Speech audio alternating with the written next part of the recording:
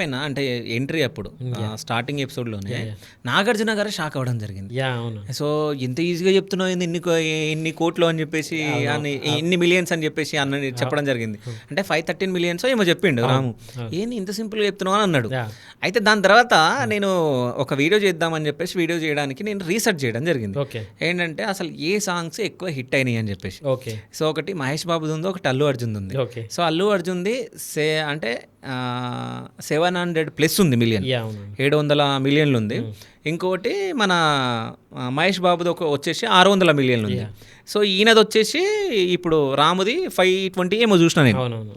So, 520 millions చూసిన.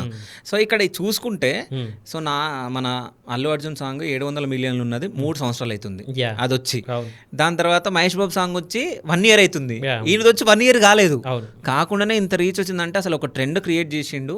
So, 1 ఇయర్లో ఇది పక్క అసలు 900,000 మిలియన్లు వెళ్ళిపోతుంది. ఈయనదే టాప్ ఉంటుంది అనుకున్నా నేను. దానిపైన ఒక వీడియో చేసిన నేను కూర్చొని. Thank you. అంటే ఇట్లా చూసిన అనమాట. చూసి అనుకున్నా అసలు మహేష్ బాబు ఎక్కడ, అల్లు అర్జున్ ఎక్కడ, రావు ఎక్కడ. సో అసలు నేను అనుకున్నప్పుడు అంటే కరెక్ట్ పర్సన్ బిగ్ బాస్కి వెళ్ళిండు అని చెప్పేసి అనుకున్నా.